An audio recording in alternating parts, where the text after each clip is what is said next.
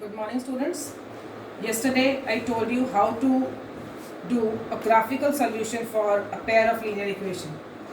Now today we'll be doing few conditions wherein just by looking at the conditions, looking at the equations, you can know that the equations will have a unique solution, infinite solution or no solution.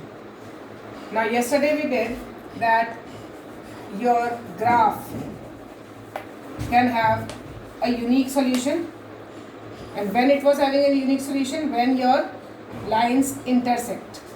When lines intersect, we had only one solution as an answer, right? So we had unique solution when lines intersect.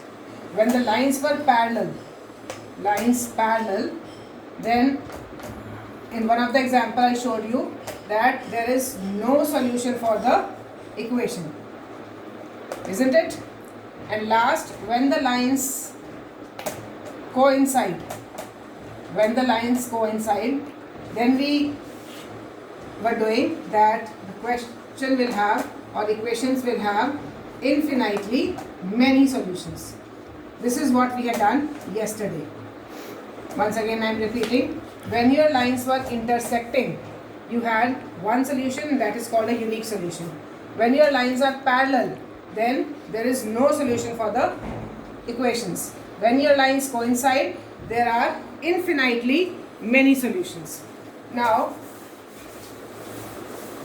just by looking at the equations, like if there are two equations, a1x plus b1y plus c1 equal to 0, this is first equation, and your second equation in the pair is a2x plus b2y plus c2 is equal to 0.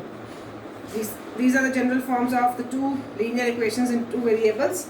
Now just a1, a2, b1, b2, c1, c2. I told you yesterday that these are the constants. What you have to see, you have to just see a1 upon a2. Like if it is 2, it is 3, it will be 2 by 3. And you have to write b1 upon b2 and you will write c1 upon c2. Right? Now if you have a1 upon a2 and b1 upon b2, c1 upon c2, after writing them, if your first two are not equal, a1 upon a2 and b1 upon b2 are not equal, then your question will have a unique solution. So this is the condition, that if your a1 upon a2 is not equal to b1 upon b2, then the system will have unique solution.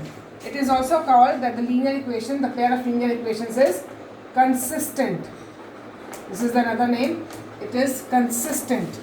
Unique solutions will be unique. Pair of linear equations is consistent, and it is also called that it is dependent. It is dependent. Right? These are two other names given for it. Next condition is that in this, if your a1 upon a2 is equal to b1 upon b2, that means first two pairs are equal and last pair is not equal, c1 upon c2 is not equal, then you will say that it will have no solution. No solution. Or the graph will have parallel lines. Here graph will have intersecting lines. Intersecting. Here parallel lines. And this is called inconsistent system. This is inconsistent. Right? The system is inconsistent. Now why do you call it a consistent? Consistent solution is that solution in which you have some solution for the equation. Inconsistent means that you don't have any solution for the equation. That is why it is inconsistent. Now next is last condition. If all the three ratios are equal, a1 upon a2 is equal to b1 upon b2 is equal to c1 upon c2. It means that there will be infinitely many solutions. Infinitely many solutions for the equation, and the system is also called consistent. Now why it is consistent? Because solutions are there for the question. Also, consistent solutions are dependent also, so it is dependent one. And here the graph will be coincident lines. Lines will be coincident. So once again I am repeating, just by looking at the equations, you can decide, or you can just note down that what type of solution will there be for the question. If your first two ratios are not equal, then your question will have only one solution, that is unique solution. It is also called consistent or dependent, and your graph will be the intersecting lines. If your first two ratios are equal and last ratio is not equal, that means it has no solution, lines will be parallel, or it is also called inconsistent system. Last condition is if all the three ratios are equal, then you will have infinitely many solutions, lines will be coincident. It is also called consistent system or dependent system. So now this is what the conditions for solution of a linear equation is. Let's do the example now. Now example number 4. Check graphically whether the pair of equations is consistent. If so, solve them graphically. Now example number 4. X plus 3y is equal to 6. 2x minus 3y is equal to 12. Now they have said check whether the given pair of equations is consistent. You have to check graphically. So we don't have to look for the condition in this question. We have to solve it graphically. That means we have to draw a graph, and then looking at the graph we have to decide whether it is consistent or not. So first equation we'll take the way we had done yesterday. First equation, take x equal to anything 0 I have taken. So 0 plus 3y is equal to 6, y is equal to 2. Right? Now next we can take x equal to 3. So 3 plus 3y is equal to 6, 3y is equal to 3, y is equal to 1. So this is my solution for the first equation. I am making first box here. If my x is 0, my y is 2. If my x is 2, x is 3, my y is 1. So let's do another one. 2x minus 3y is equal to 12. Let x equal to 0. So 2 into 0 minus 3y is equal to 12. Minus 3y equal to 12, y is equal to minus 4. This is my first solution. Now let's take x equal to 3. 2 into 3 minus 3y is equal to 12. 6 minus 3y is equal to 12. Minus 3y is equal to, 6 will go there and becomes minus. So I am taking just 6. Y is equal to minus 2, because minus 3 will come in the denominator and divide. So my second box will be, I am just rubbing. Second box, if my x is 0, my y is minus 4. And if x is 3, y is minus 2. So let's draw a graph for it now. When you draw a graph, 0, 1, 2, 3, 4. Minus 1, minus 2, minus 3, minus 4. 1, 2, 3, and this one is 4. Minus 1, minus 2, minus 3, and last one is minus 4. So first equation was x is 0, y is 2. So x 0, in the straight line of it, y to this point. So it is 0, 2. x 3, y 1. Now x 3 is in this line. So this 3, in the straight line of it, you have to move till 1. So 3, 1. So this is my first line. Right? Now x0, y minus 4. x0, y minus 4 is this point. So it is 0, minus 4. x3 and y minus 2.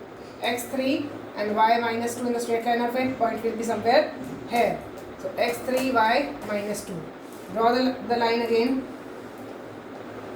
and just extended. You can see that both the lines intersect.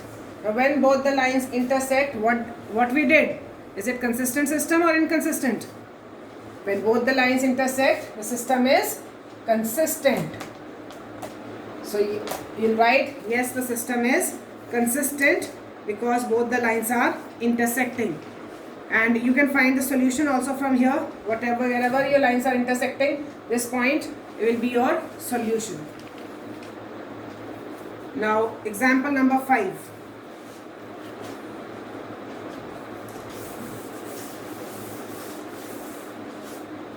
Graphically find whether the following pair of equations has no solution, unique solution, or infinitely many solutions.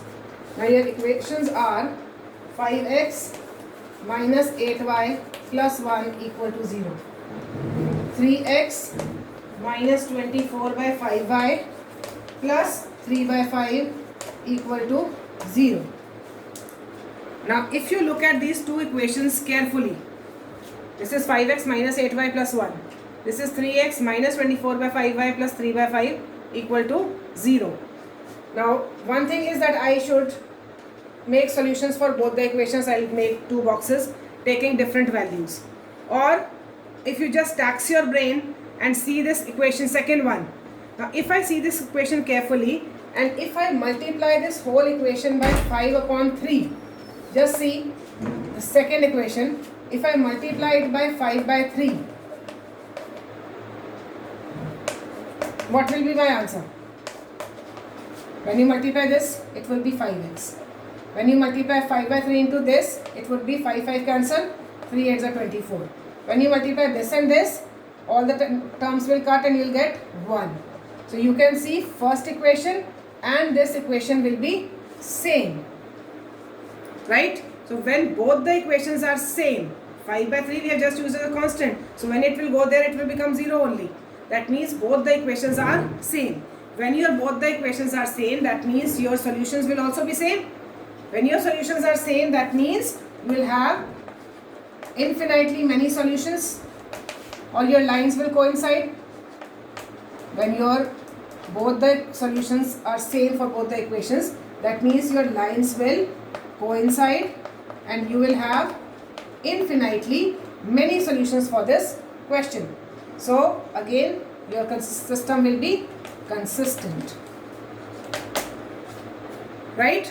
This is your short method. Otherwise, you can just take the values the way I have taken in the previous question. Take the values for this equation, take the values for this equation, draw a graph, and you will see that your graph will be coincident lines, and then you can write that infinitely many solutions are there.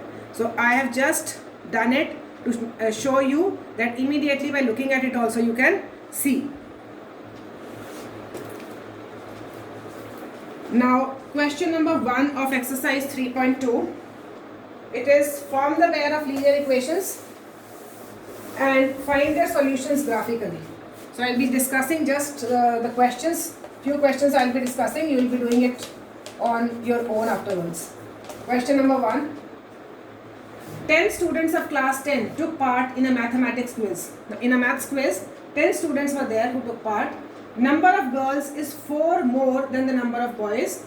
Find the number of boys and girls who took part in the quiz. Now you don't know how many boys and girls are there. So let number of boys be X. Number of girls be Y. It is given that number of girls is 4 more than the number of boys. That means number of girls is Y. Number of girls is means equal to 4 more than. 4 more than means plus 4. In what term you will add this 4? To the number of boys. So number of girls is 4 more than. Whenever than word is there, so you write that term after it. So 4 more than means plus 4. And what you have to add plus 4? In the number of boys. So this is your first equation.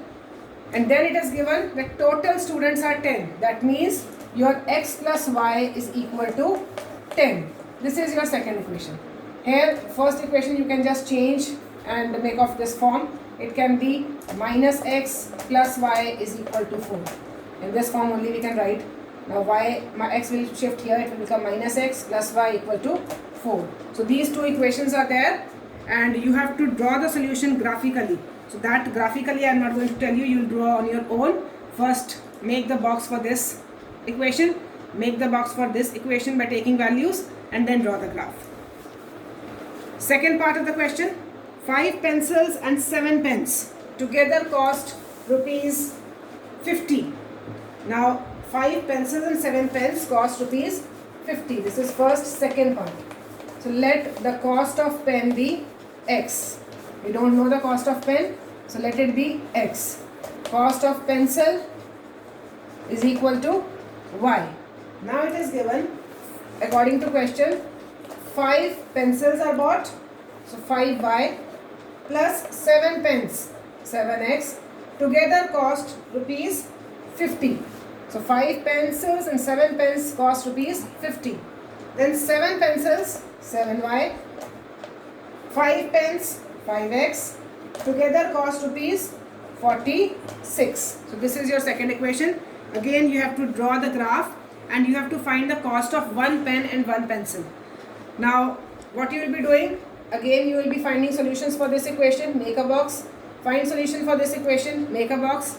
After making two boxes, draw a graph, and then after drawing graph, it is very clear, 5 by 7, 7 by 5, both are not equal.